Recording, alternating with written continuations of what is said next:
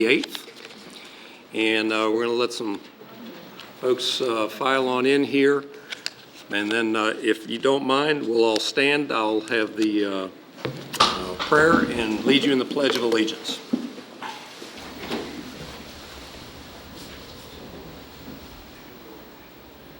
Let's wait for all these gentlemen to get in, and ladies.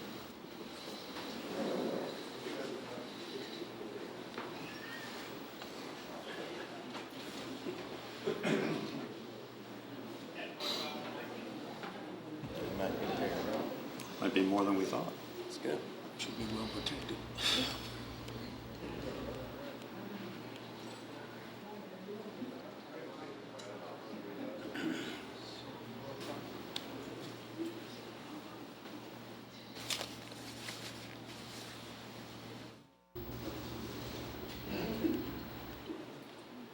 All right, I apologize for the short delay, but we're joined by a very good, very welcome group of people. Heavenly Father, thank you for this day and the many blessings we have received as a city. As we discuss the various issues tonight, guide us to adequately recognize the needs of our citizens and guide our citizens to recognize the needs of their neighbors. We ask for your presence be felt by those serving in our military and by those public safety officers as they protect all of us. In Jesus' name we pray. Amen. I pledge allegiance to the flag of the United States of America and to the republic for which it stands, one nation, under God, indivisible, with liberty and justice for all.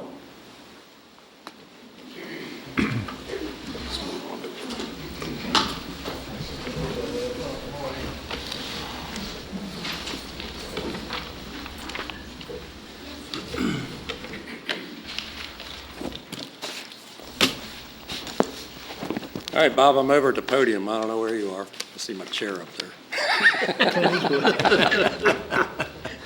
That was a unusual trick. I am truly honored this evening to represent the city of Poquoson, and I will tell you that something happened in the city of Poquoson back in on September 24th that probably everybody heard about, but nobody really knew the breadth of the issues that we were having. On September 24th, we had 3 accidents in the city of Poquoson, one very serious accident.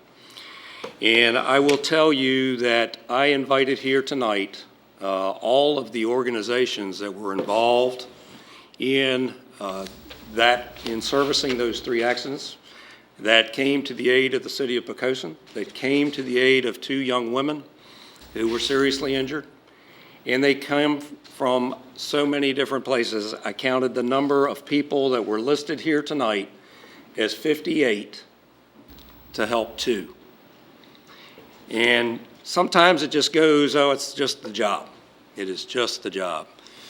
But it's not just the job, it is the job of these fine men and women from various walks of life, be it that they are state police, that they are York County sheriffs, that they are Poquoson police officers or fire or York County Fire, or that they are air ambulance services and dispatchers. And all of the communications that takes place between those, that vital element. It's hard enough for me to keep 7 people in line. Imagine trying to keep 58 people all on the task of saving a couple.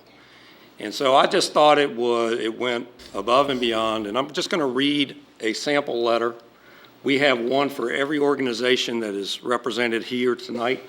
The letter is basically recognizes the input of each and every department, but the meaning is the same, and that is thank you from the city of Poquoson for what you do. This one that starts off will be to the Virginia State Police, but insert the name of your particular organization in there. It is indeed a great honor on the behalf of the Poquoson City Council and the citizens of our community to offer our thanks to those Virginia State troopers who assisted local law enforcement officers when 3 simultaneous accidents occurred within or immediately adjacent to our corporate boundaries on Tuesday, September 24th. To our knowledge, this is the first time that our city has had to respond to an accident requiring 2 Nightingale helicopters. At approximately the same time that this accident occurred on Victory Boulevard, 2 other accidents happened within the city, dangerously jeopardizing the ability of our public safety employees to handle all of these crises. Needless to say, when the Poquoson public safety and emergency personnel showed up at the most severe of the 3 accidents, the one on Victory Boulevard, and that shortly thereafter, members of the Virginia State Police were not only on site, but were actively responding as well, providing tremendous relief and support to our personnel who were under a tremendous strain. The presence of the state troopers enabled the emergency rescue personnel from Poquoson and York County to focus on providing emergency personnel medical attention to those injured in the accident, which most likely saved their lives. Please accept our heartfelt gratitude for the invaluable assistance of the Virginia State Troopers on September 24th. The teamwork that they displayed working in concert with York County and the City of Poquoson public safety employees is truly incredible and is a tribute to the Virginia State Police Area 37 employees. And I have one of these for each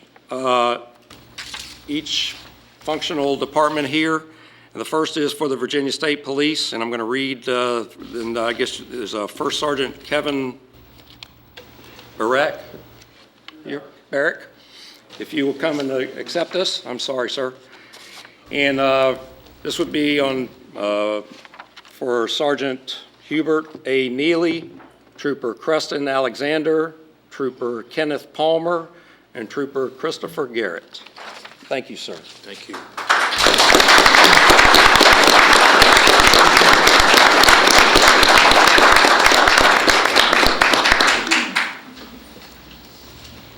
The next is for the York Poquoson dispatch personnel. And Terry Hall, is he here? If not, okay.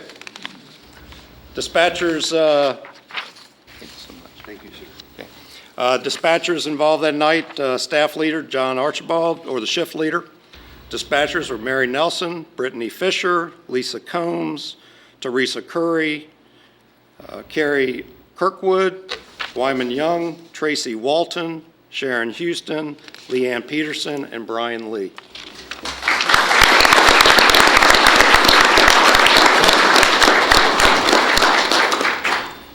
Okay, the next is for the York County Fire and Life Safety personnel.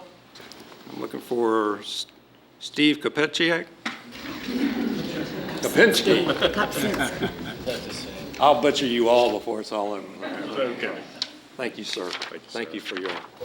And for York County, the Battalion Chief Jeff Payne, Battalion Chief Chris Sadler, Battalion Chief Doug Worley, Captain Paul Young, Captain Sean Segelblum, Lieutenant Joel Akery, Lieutenant Wayne Brown, Lieutenant Greg Toth, Philip Britton, Brad Homestead, Christina Hubbard, Matthew Kiefer, Jim Lang, Dwayne Maddox, Sean Navin, Lacey New, Eric Sadford, and Hans Whittlesberger.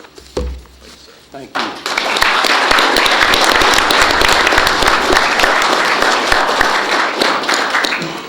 And from the York Poquoson Sheriff's Officer, I know Danny. I had to go to school with him, so I won't butcher his name. But Danny, thank you for coming this evening. And thank you very much.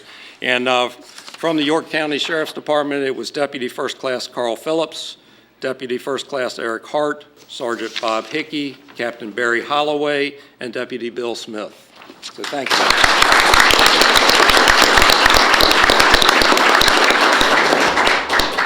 I just happen to know this group as well. This is the Poquoson Fire and Rescue Department and Chief Holloway.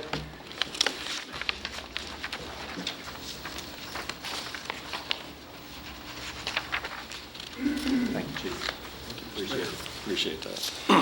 The members involved that day, Chief Robert Holloway, Deputy Chief Michael Bryant, Battalion Chief Nathan Dryden, Volunteer Chief Buster Inslee, Lieutenant Joe Breeden, paramedic Skippy Smith, EMTs Nick Allen, Ray Corbett, the intermediate firefighter Clay Cooper, Tom Cannella, Michael Inslee, Lieutenant Darlene Harris, and volunteer Lieutenant John Ferrero. Thank you.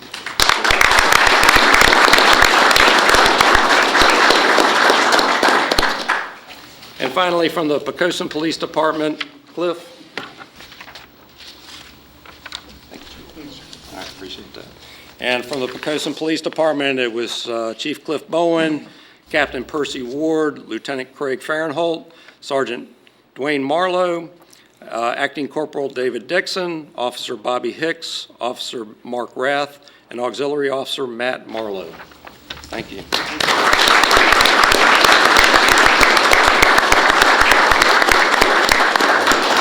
Again, I cannot say thank you enough. Thank you from the bottom of our hearts here at the City of Poquoson. Thank you for what you do for us every day, and thank you for what you did for those 2 young women. Thank you.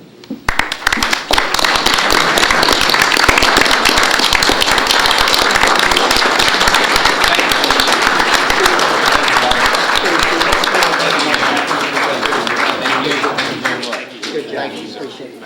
Thank you very much. Thank you. Thanks a lot. Thank you. Appreciate it.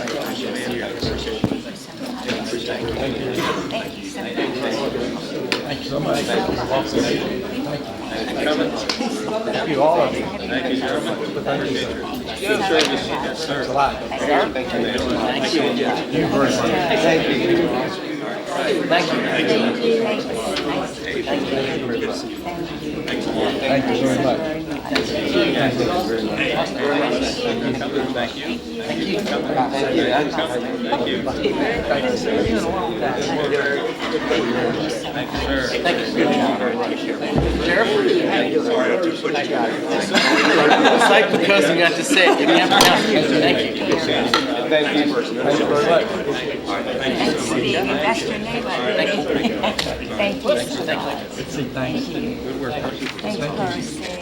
Yeah, I'll do that next time. Thank you very much. Very much. Thank you.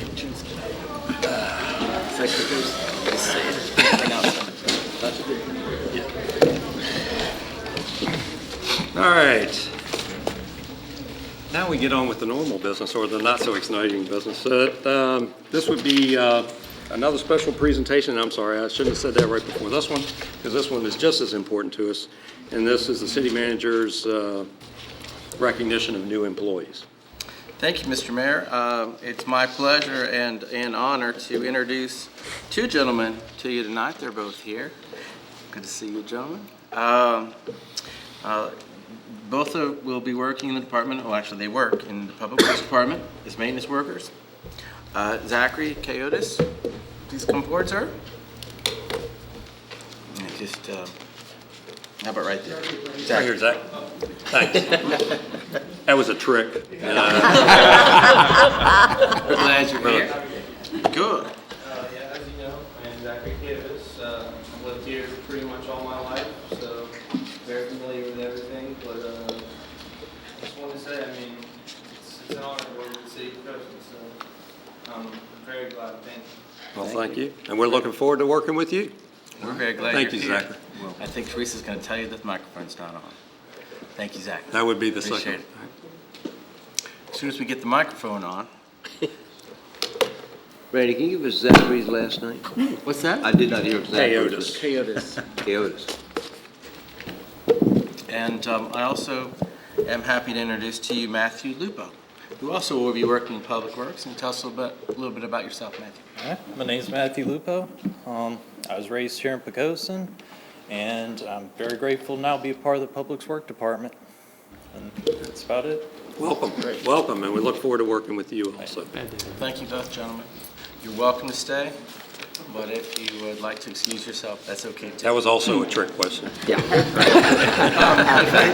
If I could, Mayor, Yes. one other person I'd like to introduce to the council. That'd be great. And to the public, and she knows I'm going to do this because I told her when we met. But Allie, if you wouldn't mind coming up, this young lady is Allie Rocket. She is the new reporter covering Poquoson in York County, And it's important that people see you because there's a lot of folks in Poquoson with community organizations and other things that know that you're a person that they need to know. So we're glad that you're here. Anything you'd like to say? I'd just like to say I'm excited to work with all of you, and I hope to be in kind of the background from now on. But if ever there's an issue going on in town or something to celebrate, my line's always open, so feel free to give me a call. Thank you for coming tonight, Allie. She must be okay. She's a UNC grad. Well, we won't go there. All right. Next item is an audience for visitors. And now is the time, unless you're here to talk about an item on a specific public hearing, now is the time to discuss any other business that you want the city to be aware of. Okay, seeing none, I'll close the audience for visitors and ask council for approval of the minutes. Mr. Mayor, I move that we adopt the minutes of the regular meeting of September 23rd, 2013. Second. A motion made and seconded that we approve the regular meeting minutes. Judy, please. Councilman Southall. Aye. Vice Mayor Freeman. Aye. Councilman Vernal. Aye. Councilman Green. Aye. Councilman Ayer. Aye. And Mayor Hunt. Aye. Mr. Mayor, the motion carried by a vote of 6-0. Okay, thank you very much. And the work session? Mr. Mayor, I move that we approve the minutes of the work session of September 23rd, 2013. Second. Motion made and seconded that we approve those also. Judy, please. Councilman Ayer. Aye. Councilman Green. Aye. Vice Mayor Freeman. Aye. Councilman Southall. Aye. Councilman Vernal. Aye. And Mayor Hunt. Aye. Mr. Mayor, the motion carried by a vote of 6-0. Okay. Next item on the agenda is a public hearing, and that public hearing is on a request of Bellamy and Company LLC for a conditional use permit for the operation of a storage yard at 426 With Creek Road. And first there'll be a staff presentation and followed by a public hearing. Kevin?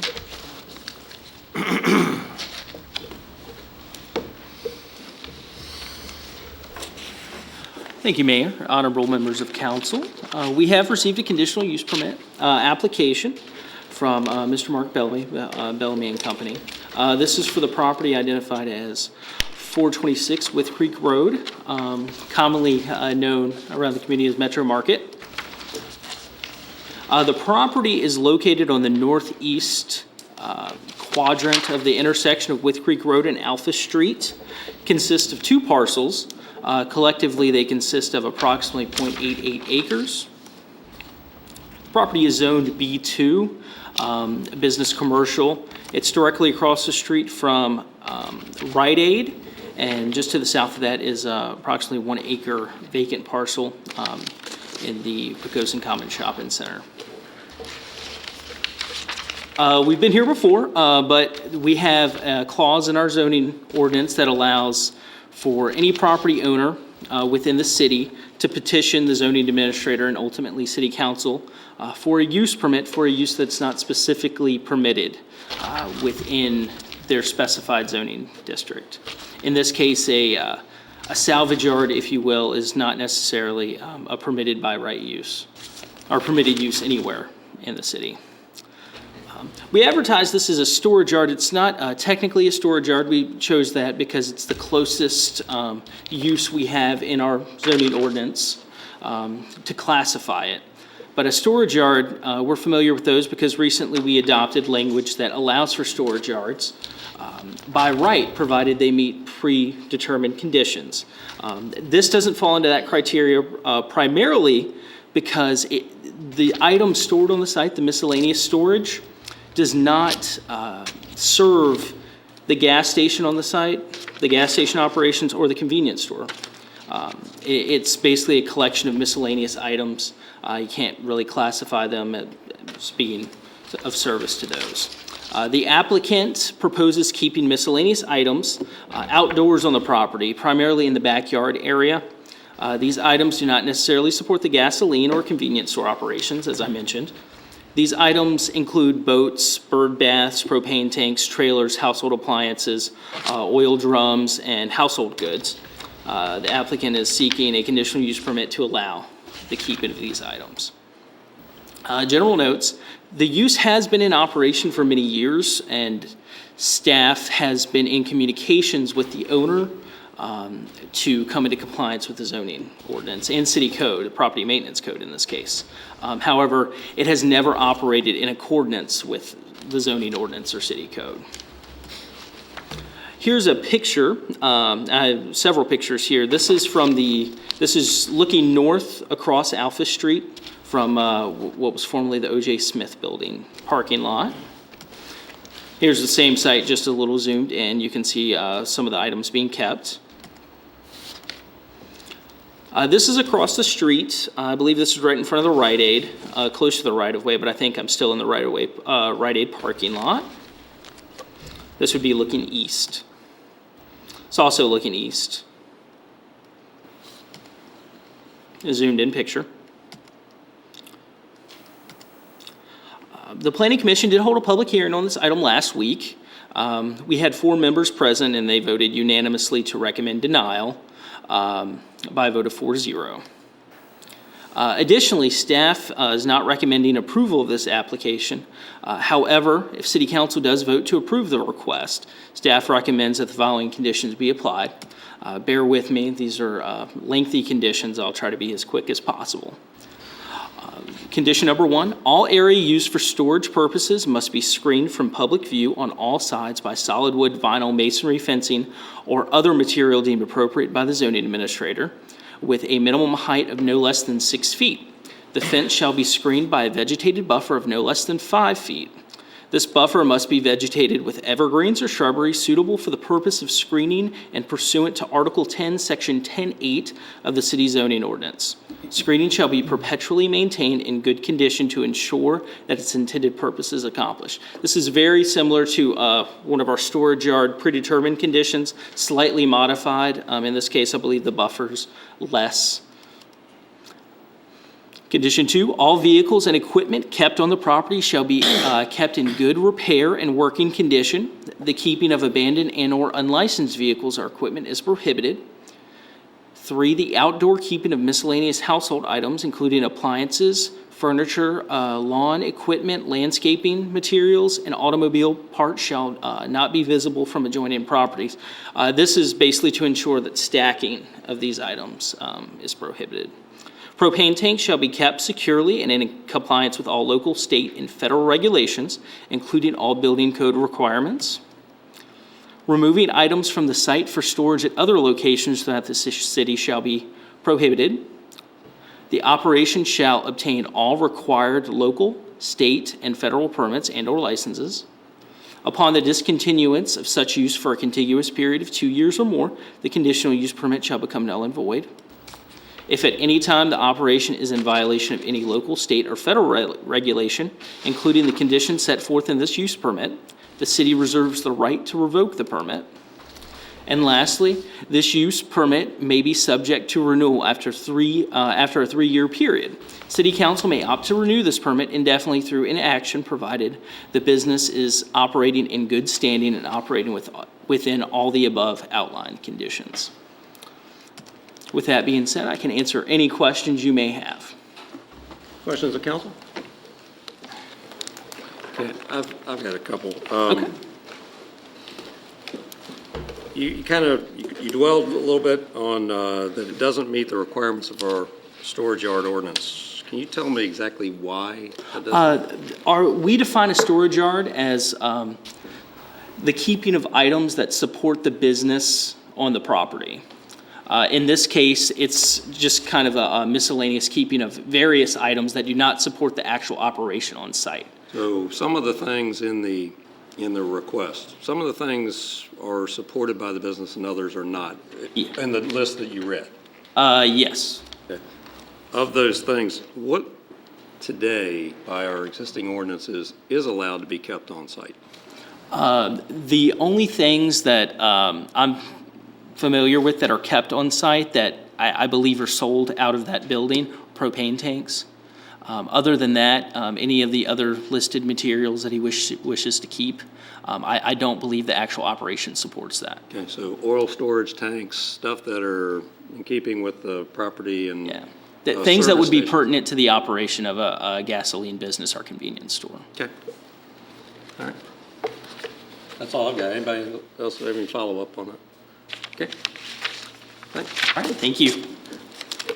All right, with that said, tonight is a public hearing, and I'm going to open that public hearing. I'm going to basically work the room. I'm going to start with the applicant, because I think everybody needs to hear what the applicant says first. And then we will open the floor up for others to speak. Remember that you're addressing council. This is a council's decision, so just address council, and it'll make things go a whole lot quicker, and I think we'll come to the right conclusion. So Mark, if you wouldn't mind, you're the applicant. If you'll just come to the podium, state your name and your address, and then what your thoughts are. My name is John Mark Bellamy. I reside at 174 Hunts Neck Road. I've been operating the Metro Market for around 40 years. I started in 1974-75. And Mayor and Council, my goal is not to have outside storage that does not pertain to the Metro Market operation that we've had for 4 decades. I am open to suggestion as to how to accomplish this goal. Okay. All right. With that said, anybody else that wants to speak on this application, just raise your hand, and we'll let you come first since you were already halfway here. I'm Barbara Cawley, and I live at 10 Alpha Street. Okay. I've lived there for 40 years. Nice to see you. And Vicki was supposed to give y'all a petition that I circulated on the street. Do you all have a copy? We have received a copy of it. Okay, all of these people want to deny the use of a storage yard because Mark has used that property for a storage yard, I know, for 20 years, if not more. And it's not anything pertaining to the business. It's all just junk. It's like a hoarder, and he just piles junk there. When the city would get after him to move things, he moves them to other property that he has in the city. And then when everything calms down, everything comes back in. Right now, he's got it kind of straightened up back there. But he's got like a 16-wheeler trailer sitting back there that I heard that y'all were thinking about even giving him permission to put a fence around there. Well, no fence will cover what he does because he puts trailers, he puts anything back there. And it's right up against Miss Lomina's house, and she's had to put up with this all of these years. And you're talking about tourism in Poquoson, and this is right on a main thoroughfare. You don't see it so much from Wythe Creek Road, but we see it every time we turn down our street. You live on Smith Street, so I know you see it too. But anyway, we're not in agreement with it, and I didn't talk to any of the people about putting a fence around there because they were just wanting it cleaned up and all this junk out of there because it's nothing but junk. It's nothing that pertains to that business. Okay, thank you very much for your comments.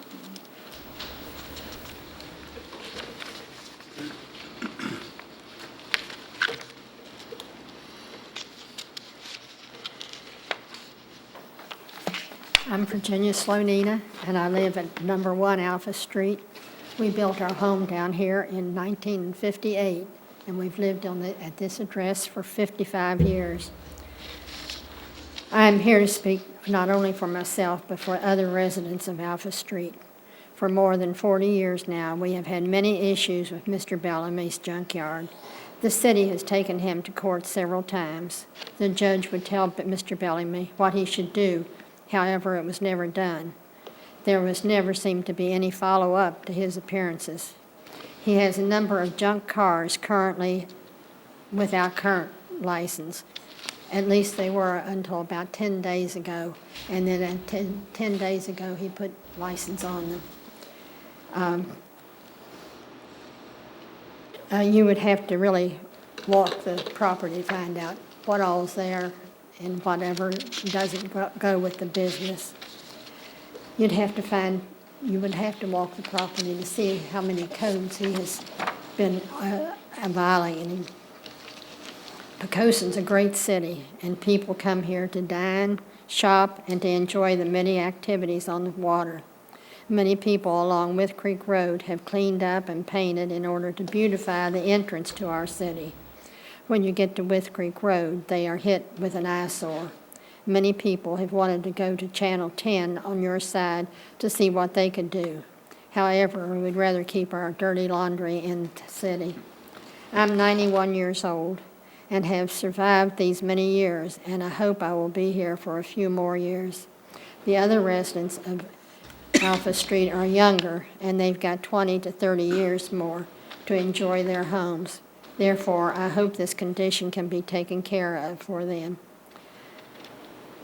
That is why we, the residents of Alpha Street, are here to go on record to register our vote no to Mr. Bellamy's request for a storage yard. He has had a junkyard there for all these many years, and now he wants a permit to be able to do it legally. Yesterday, when I returned from church, the cars and all of this other stuff was still there. However, when I went out this morning, things had changed. The cars were gone, and a lot of the other stuff, refrigerators, air conditioners, as much as other junk.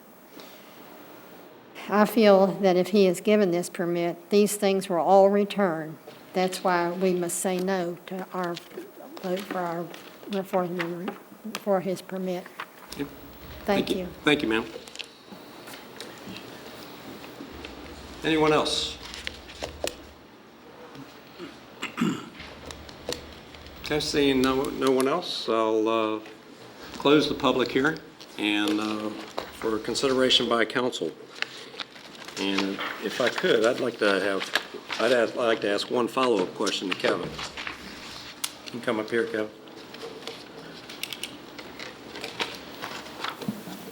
If the council tonight said no to this request, it's a big if. Mm-hmm. If we said no to this request, what would be allowed on that yard area with no fence behind Metro Mart? It's a very good question. That we at the staff level haven't given that much thought at this time. However, recent court dealings have, my belief is there's no grandfathering on the site. So no storage would be permitted unless he petitioned city council for a conditional use permit to operate a storage yard of that nature. Okay, so I mean, there's a legal storage yard requirement. There's a legal storage yard requirement, yes. So- If he cannot meet the predetermined conditions in our zoning ordinance, which would require screening. Okay, so if he was to basically conform with the requirements that are in the books today, which aren't that contain articles that are prevalent that make up an accessory use to the business, such as, I think you mentioned them earlier, propane tanks, oil tanks. How about the vehicles? The vehicles, we consider storage of vehicles a use in and of itself. That's not expressly permitted within our zoning ordinance. Our interpretation at the staff level, if cars are coming to and from the site, actually, if cars are being stored on the site that are not for employees and are not customers, that's the storage of vehicles. So that would fall most closely within our storage yard ordinance as well. So those would also need to be screened appropriately. Okay. All right. All right. Okay, thanks. That's all I got. Thank you. I just want to follow that up. Sure we understood. Mr. Mayor? Yeah, go ahead. As I had indicated at 6 o'clock, Mrs. Crawford is unable to attend due to an injury that persists, and she asked me to convey to you her support for the Planning Commission's recommendation of denial. Okay. Mr. Mayor, I would, first of all, like to say that I am in full sympathy with the neighbors. The one thing that concerns me is that if we deny it with changes to it, if we deny it, given his track record of being a bad neighbor for 40 years, I feel like that stuff is going to wind up on Browns Neck Road, and we're going to go through this process all over again. So with that said, I would like to propose that we adopt a resolution with the conditional use permit, but to change the conditions. Number one, I would change to say that only a vinyl fence could be used, and it has to be 8 feet tall. The vegetation in front of it and the 5-foot barrier should be such that it covers up that fence totally. In condition number 2, I'd like to change the wording to say, no unlicensed, inoperative, or uninspected vehicles can be stored on this property. Any equipment stored on the property shall be in good repair and working condition and must be relative to the business that's on the site. Condition 3, the keeping of miscellaneous household items, including appliances, furniture, lawn equipment, landscaping materials, and automobile parts shall not be stored on this site. And then I'd like to add a number 10, that all this must be completed within 90 days. And the reason I say I like granting this is because of condition number 5. Removing items from the site for storage at other locations throughout the city shall be prohibited. And I don't think the court order makes clear where that stuff has to go.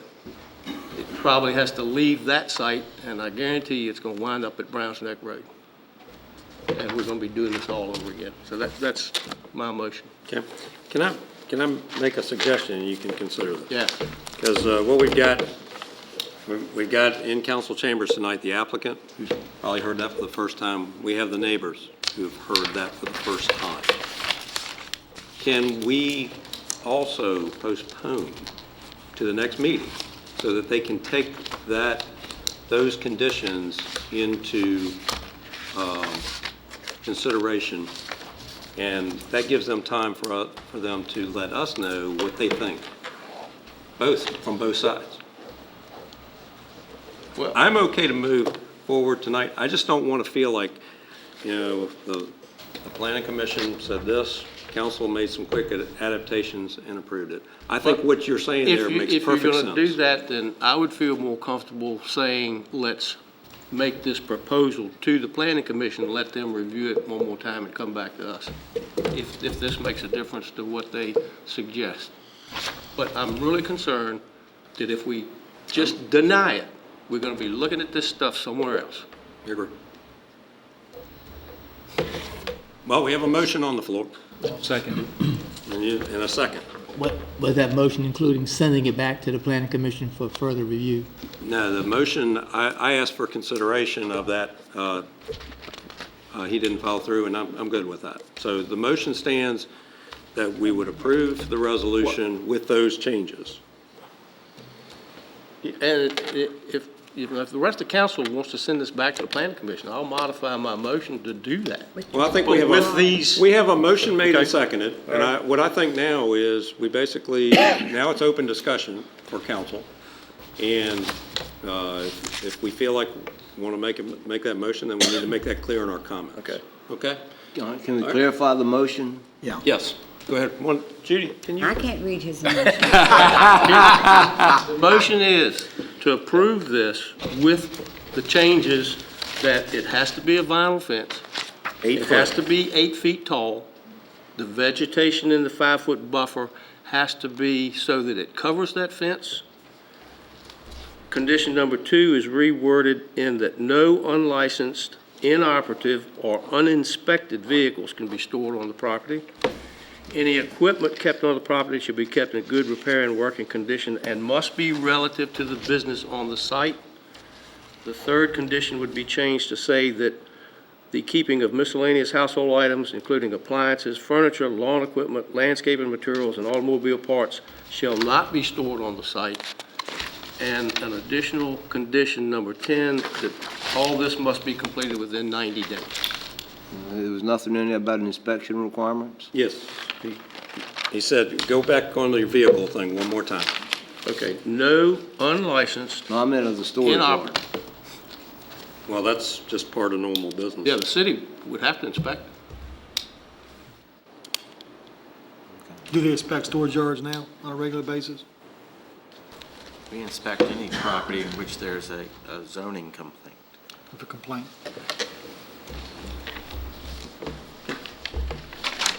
All right, so now's discussion by council. And we're here to, Was that second? yeah, Dr. Vernal. So there's a motion made and seconded, so it's discussion by council. Bud? I have concern that the fence will go up and the prohibited items will wind up right back behind the fence. There's been a history of non-compliance. And I understand Buddy's concerned that, it won't be there, but it'll be someplace else. But I think the city needs to do due diligence there and say, we need to do things reasonable within the law. And that's my opinion. So if he added something for an inspection, is that what you're asking, or? Well, I'd like to know what the neighbors would have to say about that. The neighbors got together, they signed a petition on that. Okay. And I've had phone calls and I've had a personal visit, saying that, the site's been a mess. It's been told to have been cleaned up. It hasn't been cleaned up. They went to the trouble to sign a petition and they came here to talk against it. The planning commission voted against it, and I'd like to know what the neighbors would have to say. Well, I don't want to reopen the public hearing. It's council's decision now. And what I would like to do is, we need to know whether we want to send it, if you feel like it should go back to the planning commission for further consideration, or if you want to change this, or, certainly your vote is yes or no. That's your vote. But if you would like to make any additional modification, I'm sure that Councilman Green would modify his motion if there's something that makes a difference to you. Not really. Okay. Terry? I'd just, go ahead and start the thing tonight, but I'm not opposed to delaying it till next meeting either, and letting it kind of sink in and stuff. So either one of those I'm good with. I just want to make sure so we can't reopen the public hearing since the majority of the neighbors, well, a good portion of them here that have signed the petition are here. So we can't ask them how they feel about what we're proposing, or I don't know how it works. to be honest with Well, you. I can invite them back up one by one, but that would include the applicant, and I think we know what we've got. I'm more comfortable personally with sending it back to the planning commission with these changes. But I don't want to get into a give and take. We're not here to negotiate here these changes. I like the idea of either we move forward or we revert it back to the planning commission.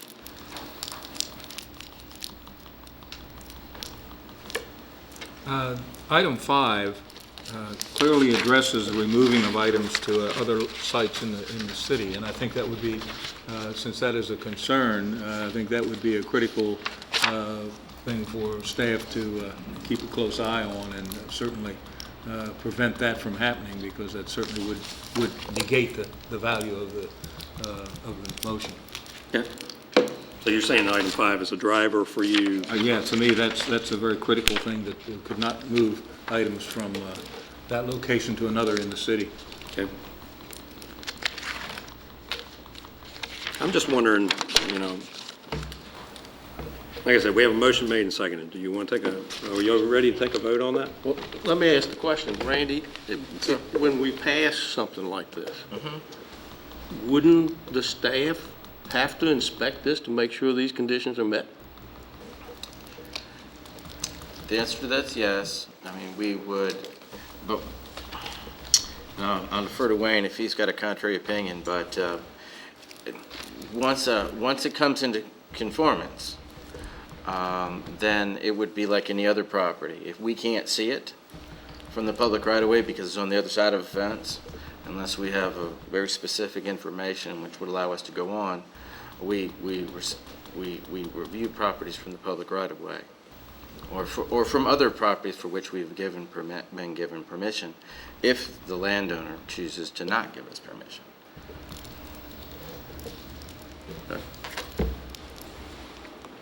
Okay. So we have a motion made and seconded. Any further comments or discussion? No, I think Randy just confirmed my fears that once the fence is up and it's been inspected and the doors are closed, what's back there is back there. And maybe or maybe not in compliance. Gotcha. All right, so best thing to do is take a vote and see where we go. All right. May I ask one more question? Sure. Okay, we're voting to put the conditions that Councilman Green listed, 8-foot fence, the bushes, and you're within 90 days, is basically is what we're voting on. That's correct, to approve it. To approve it. With Okay. those, Okay. with those. That's what I thought. I just want to make very sure. Do we know that the applicant would be acceptable to these terms? I think I'll be quite honest with you, if these are the conditions that council sets, these are the only conditions. Right. And he could withdraw, or he could basically say, I'm not going to do this. But with that said, I'm out to get the right decision and not feel like we've rushed it through. Okay? I'm going to have to vote against this because I don't believe that we're given the process due diligence. I believe that the motion is really a good one. I believe that this would be better served for all parties because I think he could get into compliance with what I've seen on the property and getting closer. I think he could do it without even this process. If it was just propane tanks, licensed vehicles that were under service, and a fence, then that meets our storage yard requirements. I think we're all getting wrapped around the axle about what we see, what we've experienced, salvage yard. So that's my gut feel, is that we ought to let the Planning Commission do due diligence on what we're proposing here. And it doesn't cost anybody any more money, and I just think it gives everybody the right to have their voice heard. So for clarification, if we want the Planning Commission to take another look at that, we would vote to send this, we'd have another vote to send it back to the Planning Commission, right? We could deny this and then send it back, or we could, if we approve it, then it won't be any sending it back. Okay. So it would take a subsequent motion, Right. or a change in the motion that we're considering. And I think, I honestly believe that what Buddy has proposed here is the right solution. I just don't think we've given everybody enough time to think about it. Okay. Amend it to include sending all right. to the Planning Commission. All right, I'll tell you what, I will amend my motion to make it that we send these conditions back to the Planning Commission for a rehearing. And I will change the second to support that motion. Okay. So the motion is that we made some recommendations here, and we want the Planning Commission to do due diligence and consider these. Yeah. And they can involve the public and the applicant in any manner that they wish, including an on-site visit. Okay. I just want to make sure that we're clear. I know I keep revisiting it, but That's okay. I know you redid the motion, but if we voted no on the one you made a minute ago, then couldn't you make another motion to put this back to the Planning Commission? Isn't that the proper way to do that? He's amended his motion to include sending it back to the Planning Commission. Include it all in one motion. I'd rather see us all be for it than. Right. And I'm looking for unity and not sending a mixed message. Because I'm going to tell you, I know Alpha Street, and I know what they've, I get it. I know the applicant, and I know, I think what he's trying to do, and I don't, I will not be judgmental in this position. So what I am willing to do is to give it further time to develop to the right answer. I want the right answer. I don't want the answer that we forced our hands. I believe the Planning Commission should have done a little bit more with this, and I think they could have done a little bit more with this. But, and I think they will now. All right, so the motion is that our recommendations back to Planning Commission for their consideration. With these Correct. conditions. Yes, sir. Gotcha. Okay, Judy, please. Mayor, Aye. Councilman Southall, I know the applicant and I know the neighbors. And I do not want to create a hardship for the applicant. I know he has certain needs. However, I was elected to vote the will of the people, and I've had enough comments and calls to make my vote have to be no. Okay. Vice Mayor Freeman, Aye. Councilman Bernal, Aye. Councilman Green, Aye. and Mayor Hunt. Aye. Mr. Mayor, the motion carried by a vote of 5 to 1. Thank you very much. So that item is going back to the Planning Commission, and we'll see it or not see it at a future date. Okay. Next item under unfinished business is a request of Mr. Jesse Dunlop for a conditional use permit for the establishment of a landscaping business at 93 Firth Lane. On this particular item, we had a public hearing about 3 or 4 weeks ago. And the only one we did not hear from was the applicant himself. Is the applicant here tonight? Yes. All right. Does anybody have any questions of the applicant?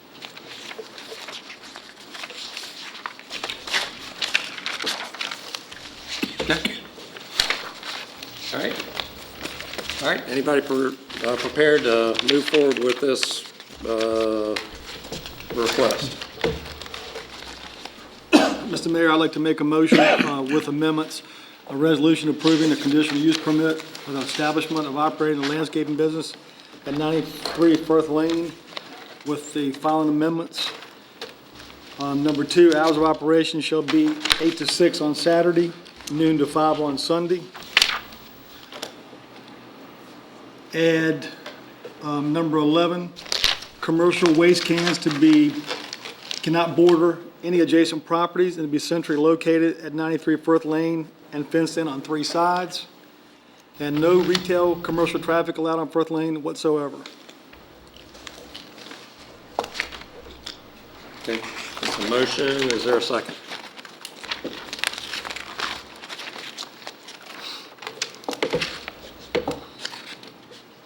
Okay, hearing no second, that motion does not carry. Is anybody prepared to make another motion? Mr. Mayor, I move that we adopt a resolution denying a conditional use permit for the establishment and operation of a landscaping business at 93 Firth Lane, location tax map parcel number 1901000012.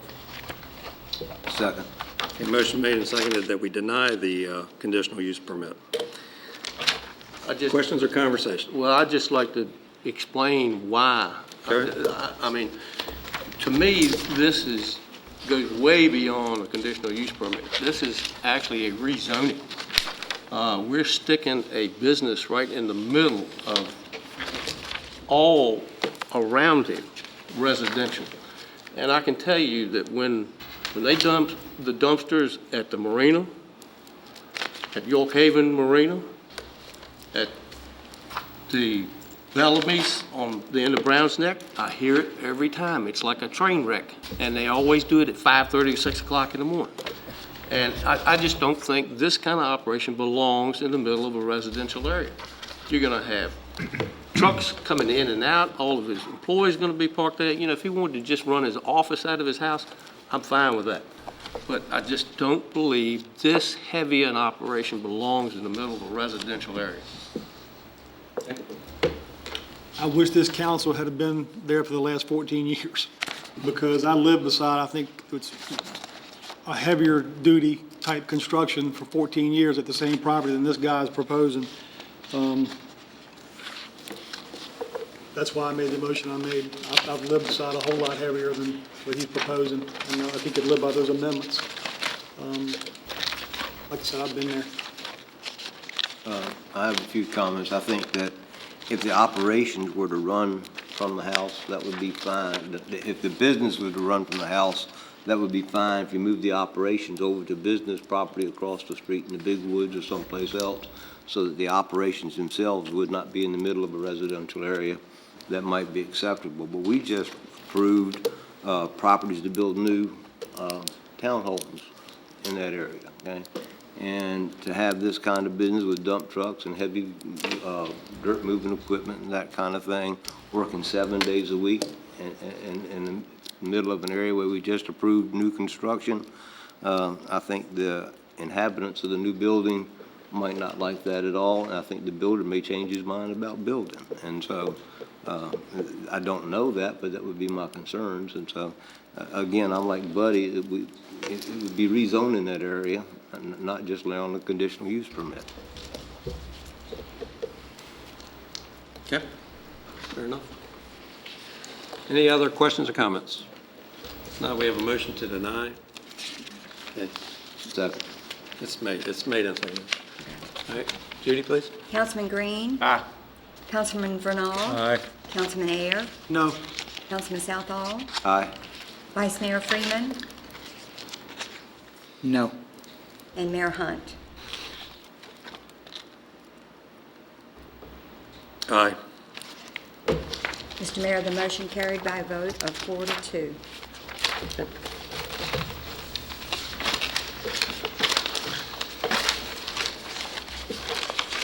All right. Next item for consideration is an ordinance amending the zoning ordinance by adding Article 8.4 Mixed-Use Overlay District to encompass Big Woods area, approximately 260 acres located on south and north sides of Victory Boulevard. I'll remind you that this is a second reading. We've had the public hearing, and I heard no comments at audience for visitors. So I think the floor is open for a motion. Mr. Mayor, I move that we adopt an ordinance amending the zoning ordinance by creating Article 8.4 Planned Unit Development Mixed-Use Overlay District. Second. A motion made and seconded that we approve the mixed-use overlay district for the Big Woods in the form of a PUD. And any questions or further comment by City Council? Okay, Judy, please. Councilman Ayer? Aye. Councilman Green? Aye. Vice Mayor Freeman? Aye. Councilman Southall? Aye. Councilman Vernal? Aye. And Mayor Hunt? Aye. Mr. Mayor, the motion carried by a vote of 6-0. Next on the agenda is new business. New business starts with a resolution adopting. No, you missed one. Second. I'm sorry. Number 3 under unfinished. Oh, I'm sorry. This ordinance would be amending Article 8.2, Planned Development Districts. Generally, the zoning ordinance to reference the proposed Article 8.4 PUD. And this, again, is mixed use, pertains to the Big Woods. Sorry about that. Is there a motion? Mr. Mayor, I move that we adopt an ordinance amending the zoning ordinance by revising Article 8.2 Planned Development Districts generally. Motion made and seconded that we approve that as well. Questions or comments? Judy, please. Councilman Southall? Aye. Vice Mayor Freeman? Aye. Councilman Vernal? Aye. Councilman Green? Aye. Councilman Ayer? Aye. And Mayor Hunt? Aye. Mr. Mayor, the motion carried by a vote of 6-0.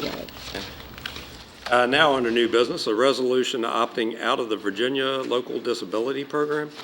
Randy? Mr. Mayor, as council is aware, the General Assembly has made changes to the state retirement system of which we're a part.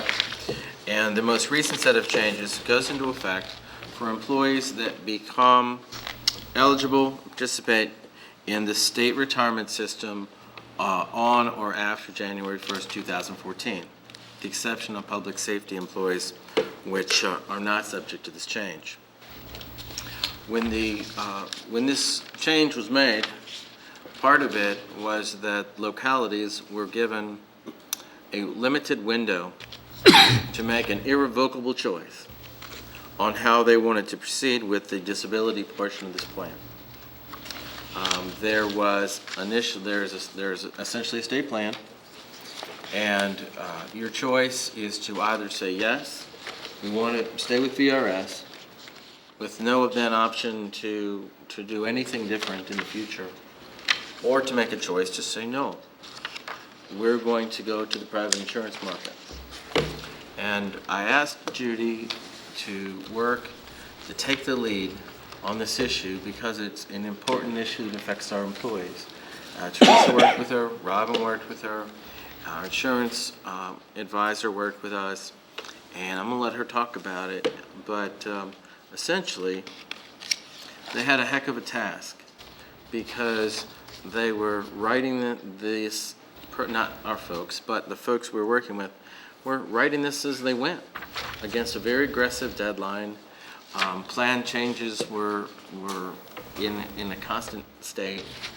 Rates continue to change. There are localities that made choices based on the rates that were out 2 months ago.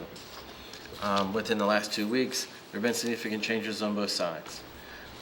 My view is that competition between the state and the several private insurance carriers is fueling a preferential rate structure.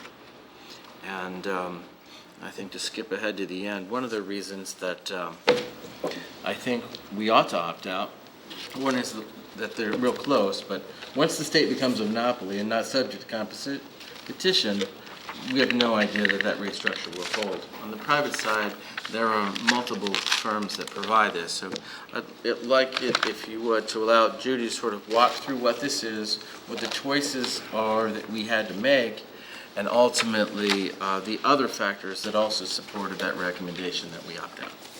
Okay. The reason we started looking at changing was because initially VRS's rate was higher than what we could get with a standard insurance company. The new system, the new hybrid system, would provide short-term and long-term disability coverage and allow employees to obtain long-term care insurance if they wanted to at their own option. This is different than what current employees have. Those of us who are currently under the VRS, we have a VRS disability insurance program that pays us, if we retire on disability, pays us for life.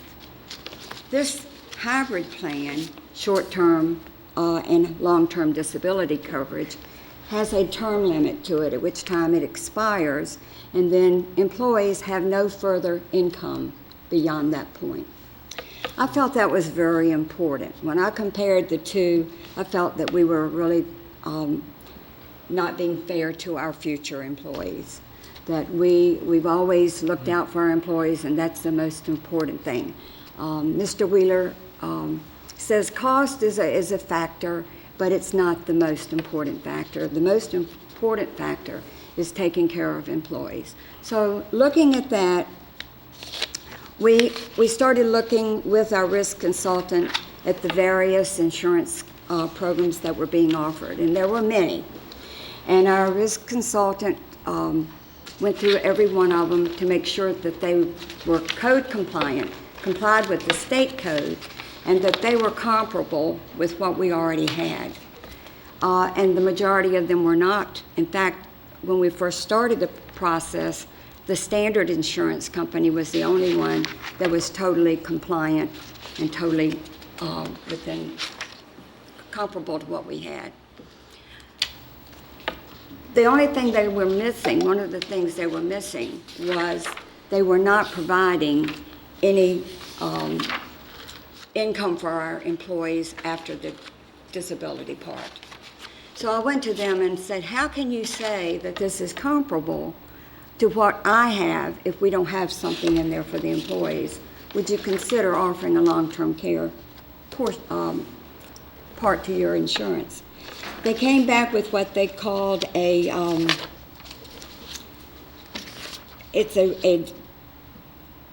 can't remember what they're calling, a lifetime security benefit, which they would add to our policy at 4 cents more.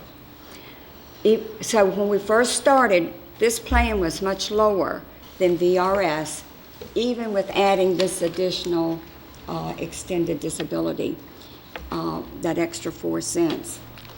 So a lot of localities started opting out. They've already opted out. The school board last week opted out to go with the standard because they felt it was a better program as well. And what has happened is VRS has come back this week and decided they wanted to offer a lower cost. So they've now lowered their cost 1 cent lower than what the standard insurance was offering. But if we add the 4 cents back on, there will be 3 cents higher. But we still feel that we owe it to our future employees to provide some long-term care disability income to them.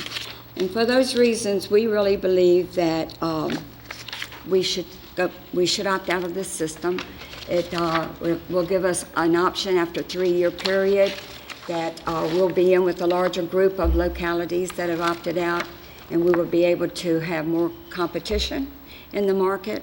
But if we stay with the VRS system, they can do with us what they want to do. And by the way, they did extend their period. Initially, it was just for a 6-month period that their quote was good for. They've now extended their quote for 2.5 years. So you can see we're already in competition with VRS, and so we anticipate the same thing will happen 3 years down the road. But to be fair to future employees, we would like to ask you to opt out and let us go with the standard insurance company. The only question I have is, when you opt out, is that a permanent thing? It's the opt-in or opt-out was irrevocable. Of course, we've lived through the redefinition of irrevocable from the state within the last few years, but yeah, it's irrevocable. So essentially, if we were to stay in, that becomes a monopoly at that point. If we stay out, that would we're in be the free market. irrevocable as well. We're Yes. still in the VRS system. We're just not going to participate in their disability. In their long-term disability. Yeah. I got you. And I understand that, and I see the other localities that are following suit. That actually, I guess we're following suit too, and the school system as well. And I certainly understand. It's just a shame that we can't run a system within the government that's cheaper for our own employees in the private sector. So I guess it's just probably if we stop borrowing from it.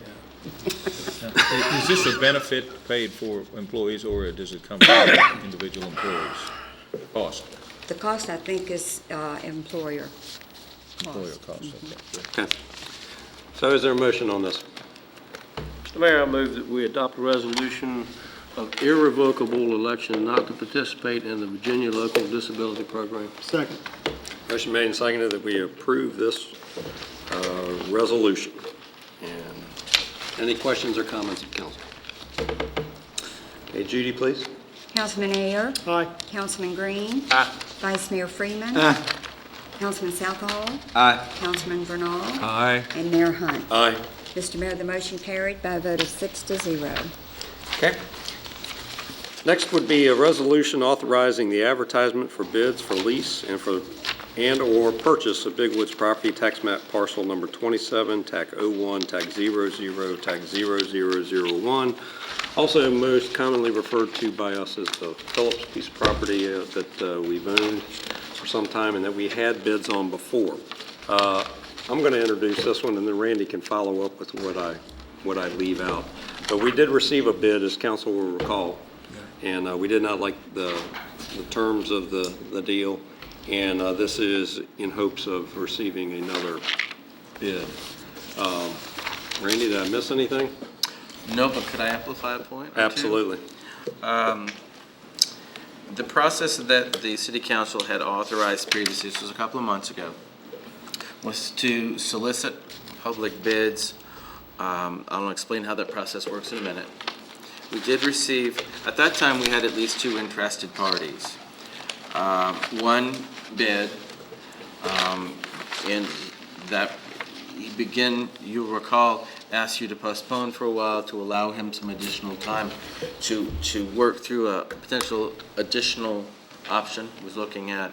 There was also some uncertainty with regard to what the Big Woods planning process was going to ultimately yield. With second reading tonight, that process has effectively been concluded. The other potential offer that we talked to had similar concerns about the outcome of the process. There may well be others. We've been talking about the Big Woods for years, and that didn't just start recently. And in fact, we have more interest in the Big Woods on both sides than at any time I can recall. So having said that, the purpose of this is to reinitiate a public process. The last one was concluded with the withdrawal of the offer from the bidder. So this is not an extension, this is a brand-new process. And if you approve this ordinance, it will set in motion a 2-week advertisement period. Then on the evening of November the 12th at 7 o'clock, we will open sealed bids at the dais. Judy will read them for the public so that the details of any offer is known to the public. And then following that reading is a near immediate public hearing that evening to provide an opportunity for the bidders to say anything they'd like to, but also any interested member of the public who would like to say anything. And that's the process, at which time you could choose to either express no interest in moving forward, accept something with or without modification, postpone it. You have a whole bunch of options, but the process itself doesn't require you to make a decision. You're not bound to accept an offer, and you are free to instruct staff to negotiate on your behalf if you think that's appropriate. Questions or comments? Is this the piece that was going to be the laser tag? Yes, sir. The 18-acre parcel. Numbers didn't quite match up, but I kind of figured that's what it was. Okay. Is there a motion that we move this forward? Mr. Mayor, I move that we adopt a resolution of the Council of the City of Poquoson, Virginia, directing that public notice be given of the council's intention to receive bids for lease and/or purchase of publicly owned property located in the Big Woods known as tax map parcel number 27-01-00-0001. Second. Motion made and seconded that we move this resolution forward and advertise for bids. Questions or comments of council? Second. Councilman Air. Okay. Judy, please. Councilman Air. Aye. Councilman Southall. Aye. Vice Mayor Freeman. Aye. Councilman Bernal. Aye. Councilman Green. Aye. And Mayor Hunt. Aye. Mr. Mayor, the motion carried by a vote of 6-0. Okay. Next item under new business is a discussion of interim access improvements for South Lawson Park. Thank you, Mr. Mayor. This is not a specific item for council action, but it's important, and I wanted to share with you what our intentions were in case you did have any input as a council you'd like to make into that process, but I also wanted to share it with the community, which is a reason why it wasn't in the weekly report and it's here, because I want to tell people what we're doing. We reopened South Lawson Park in 2010, and since that time, as more fields have come online at the soccer complex, and the program has been even more successful, sometimes success brings with it some transitional change, and I'm going to deal with that. We've been even more successful because of the quality of our programs. We've got the Poquoson Sharks have located here as well, and they play on Sundays. And as the use there continues, and it's particularly with the Sharks, and I'm in no means picking on the Sharks, my son is a Shark, but you've got people from all over the Commonwealth coming here. So they're not familiar with Poquoson, whereas in the Parks and Recreation League, as we trade games each year with the Langley Air Force Base, we're used to being in other people's community. That's not necessarily the case from people from Powhatan or Elizabeth City. This may be their first visit here. So as we've seen more of this traffic, and we've utilized the Sundays as well for the league games, so we've seen more and more days. It was brought to our attention by several folks. I believe the first person to alert me that folks were beginning to actually park on South Lawson Road as overflow was Councilwoman Crawford. I think she was first, so forgive me if I got the sequence wrong, but that prompted us to really rethink it. We began South Lawson with a temporary access plan, and we were moving towards a VDOT grant to establish a primary access plan and to improve parking. And that is a journey in and of itself, and I'm not sure we're ever going to get the end of it. And so the success and traffic of the report at the park has sort of prompted us to think about, well, what can we do to improve where we are now? It's not our final thing, but what can we do?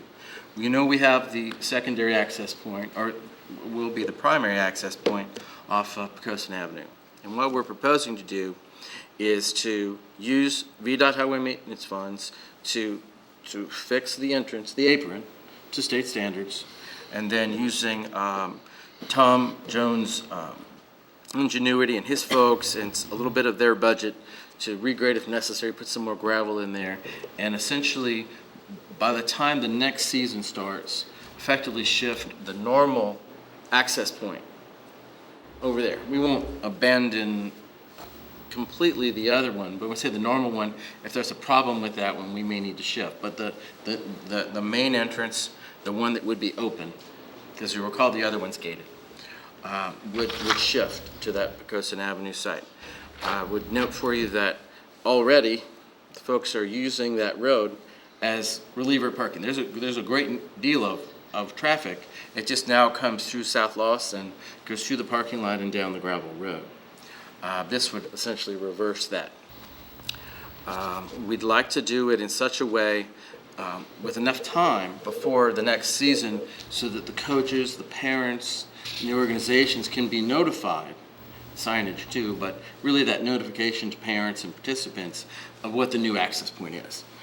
We saw that trying to change in the middle of a season was really pressing our luck, and we'd like to do that over the next couple of months so that before the spring season starts, we've got a new enhanced apron and an enhanced road. It's not the final road, but hopefully what it'll do is it'll remove that traffic from South Lawson, which is a very narrow road with deep ditches in places, and it's twisty, and it's just becoming increasingly difficult for folks there to navigate it. I'm there once or twice a week now when I'm coaching, more often than that, and it's not uncommon to see one car has to stop so that the other one can inch around it, even if there's no one parked on the side. And so we'd like to help with that, and without objection, we'd like to move forward in that manner. Could I make a suggestion? Absolutely.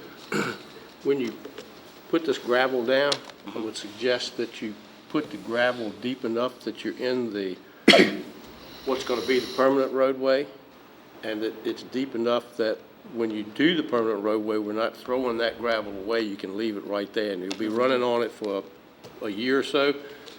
It'll be perfect base for it, and all you'll have to do is surface it. 10-4, that's a great suggestion. Also a sign maybe on Poquoson Avenue with a little arrow pointing on down the road. Yes. Where South Lawson normally turns now. Absolutely. To direct people. Absolutely. We'll have a sign there, and we'll probably have two signs. Okay. Hearing no objection, Randy, that's what you needed, right? Yep, I just wanted to share it with you, and I appreciate the suggestion, Mr. Green, and we'll make this happen. Okay. Very good. We've been a victim of our own success, and now it's time to shift our model. I think I told somebody in the Parks and Rec organization that there's worse things than overcrowding of your park, you know, and that's a good thing. That's a good problem to have, and thank you for staff's suggestion on how to make that better. All right, next item under new business is a resolution making appointments to the Board of Zoning Appeals. Am I prepared to make a motion? Mr. Mayor, I move that we adopt a resolution making appointments to the Board of Zoning Appeals with the following names inserted. For the permanent position, Mr. Stephen Hahn, whose term will expire August 31st, 2015, and Donald Thomas Watkins as the alternate, whose term would expire October 31st, 2018. Okay. Is there a second? Second. Motion made and seconded that we adopt that resolution with the names of Stephen Hahn and Donald Thomas Watkins. Donald Watkins inserted. Okay. Judy, please. Councilman Green? Aye. Councilman Vernal. Aye. Councilman Ayer. Aye. Councilman Southall. Aye. Vice Mayor Freeman. Mayor Hunt. Aye. Mr. Mayor, the motion carried by a vote of 6-0. Okay, we've already had the 2013 Economic Development Update, so we'll move to comments of the city manager. Wait a minute. Good. We're gonna do the Second meeting. December meeting? Oh, I'm sorry, skipping again. I'd already exited out. I thought we already done. All right, this is so hard for you guys to, is there a motion canceling the second meeting of the month of December? Please don't throw me in that So briar moved. patch. Second. All right, motion made and seconded. Judy, please. Councilman Ayer. Aye. Councilman Green. Aye. Vice Mayor Freeman. Aye. Councilman Southall. Aye. Councilman Vernal. Aye. And Mayor Hunt. Aye. Mr. Mayor, the motion carried by a vote of 6-0. Okay, would y'all like to discuss that? No. Okay. All right. Now, comments of the city manager. You can, if you catch the drift there, Randy, I'd move along. I have three things, I'll go very fast. I just wanted to just once again thank Judy and Teresa and Robin for the work on the disability program. It's really hard when you've got something as important as dealing with your employees, and it's constantly changing in every possible direction. They didn't lose focus, and they rolled with it and did a really nice job, and I just want to say thank you to them. Also, we had a small event recently in the city. It would have been bigger if Dave had done a better job with the weather, but I just want to remark how well I thought the Seafood Festival went. And really, while our numbers were down, I have to tell you from my personal experience, the slight reduction in numbers actually resulted in an even more pleasurable event, because it wasn't quite so full, and it was very nice and very well done as always, but I think particularly well done this time. So I just want to commend Dave and the 100+ other people that were assisting to make that good. And lastly, Mrs. Crawford asked me to extend her thanks to Tom and Mark Boson and the men from Public Works for the job that they've been doing in keeping the city clean.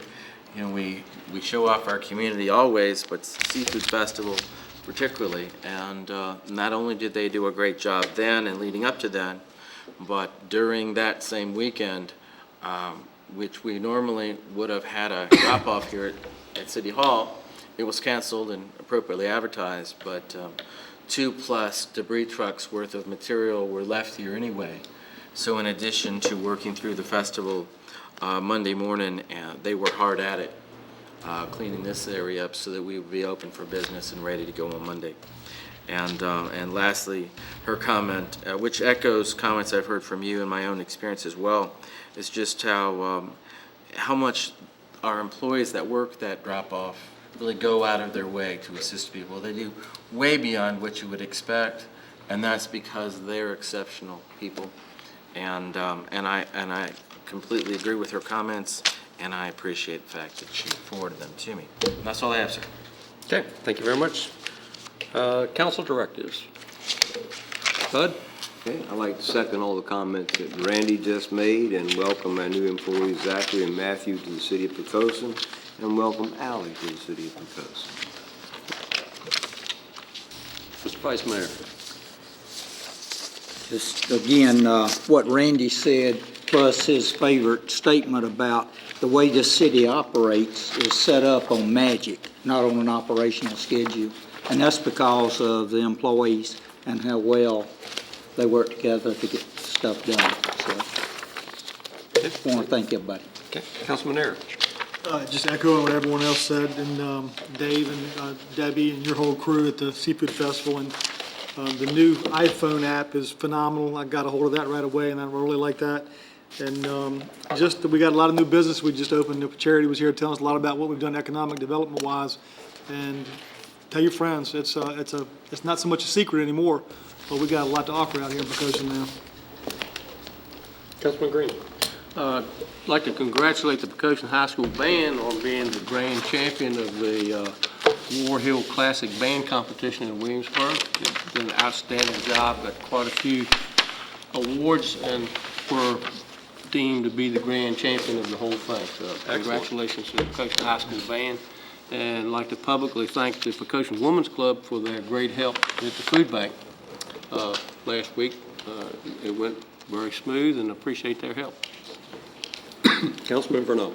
As I rounded the corner to come down to the meeting this evening, I noticed the thermometer on showing that the ambulance fund had reached its goal, and I certainly want to congratulate all those who worked so hard to bring that about, and certainly the citizens of the community who contributed to make that a possibility.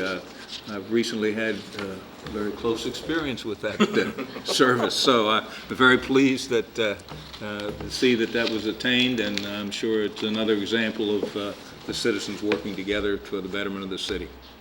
Okay, thank you very much, and I think my thanks went out at the beginning of the meeting, and I think you've covered everything else as a council, and I appreciate you doing so I have no further comments this evening.